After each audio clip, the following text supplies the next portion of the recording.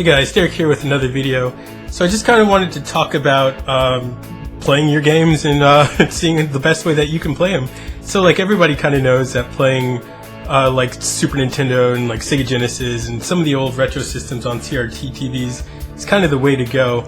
But like as you look at them, and especially if you're doing like RF and composite, you'll kind of notice things like picture being slightly blurry, color bleed, text not necessarily being the easiest thing or the prettiest thing to look at. And like especially if you're sitting pretty close to the TV, when you look at it, you'll really notice things like color bleed and just kind of like the pixel is just not looking as optimal as possible. But you have things like the Retron 5, which will basically take a cartridge, dump the ROM, and then play it over HDMI. And then you also have things like the FrameMeister, which will take an RGB signal if you're using like SCART or something, and then present that in a very well way. But those are very kind of expensive options, and there are better ways of doing it. So there are things out there called video monitors, and these were monitors that were used to do professional video editing and whatnot. And as flat screen TVs and stuff have come into the market and stuff, these TVs have kind of just been thrown out by companies and people that used to use them privately, and I guess for business and whatnot. So you can find these TVs on like Craigslist, eBay, thrift stores, Goodwills, pawn shops, and they're generally very cheap.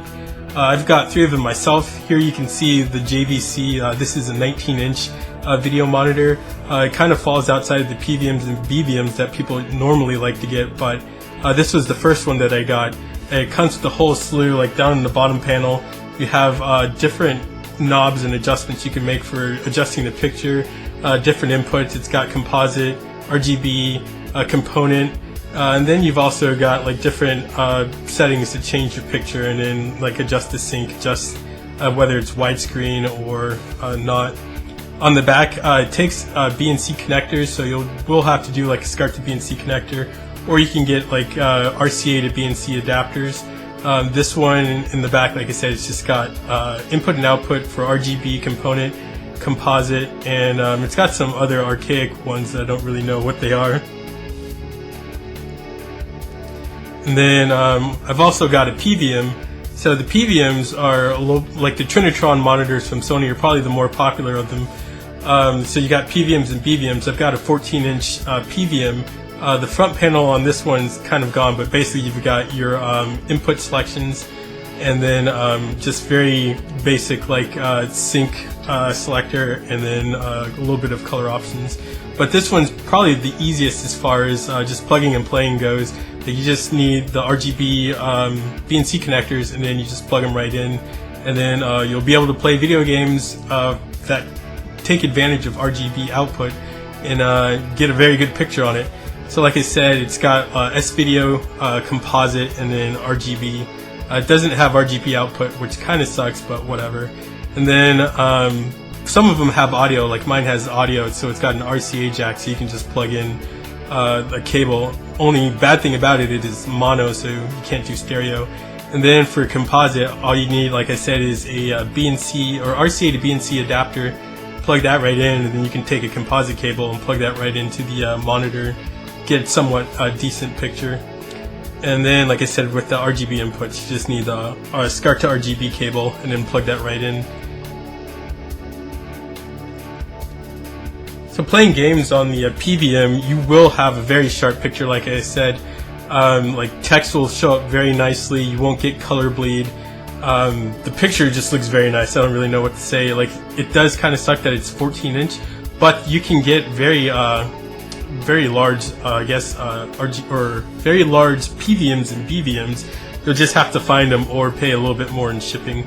So like my display on the PVM is 525 lines and then 60 frames per second.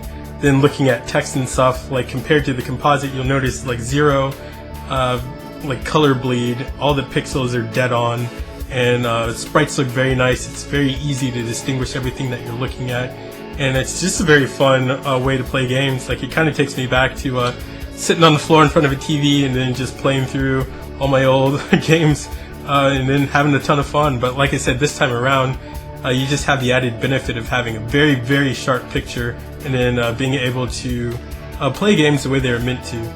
So I've also got a 14-inch BVM, and these were the broadcast video monitors. These ones were a little more higher end than the PVMs and meant to play or display pictures a lot longer than the PVM was.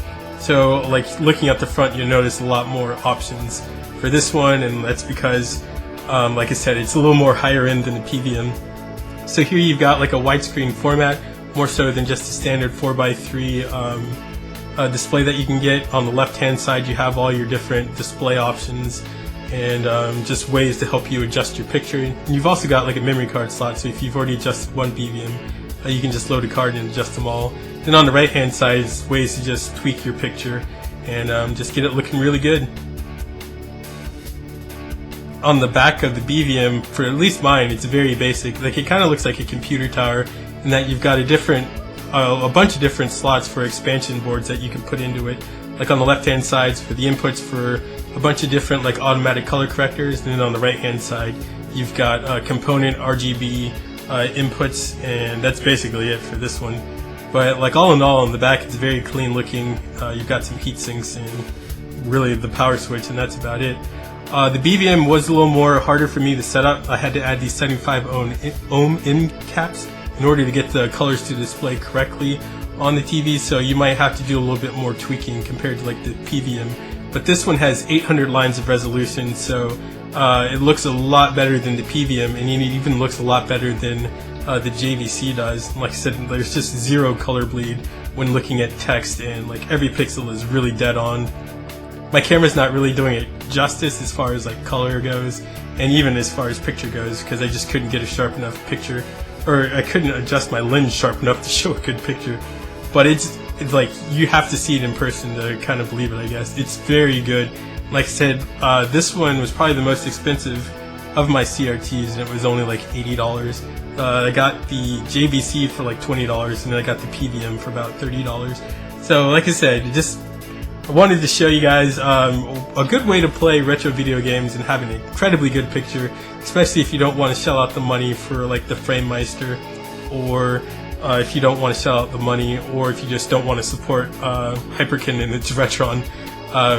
Take a look at video monitors as an option, because like I said, picture is very good. Anyways guys, thanks for taking a look at the video, and get ready to go into 2016. Hope you're having a great week, and take it easy. Later.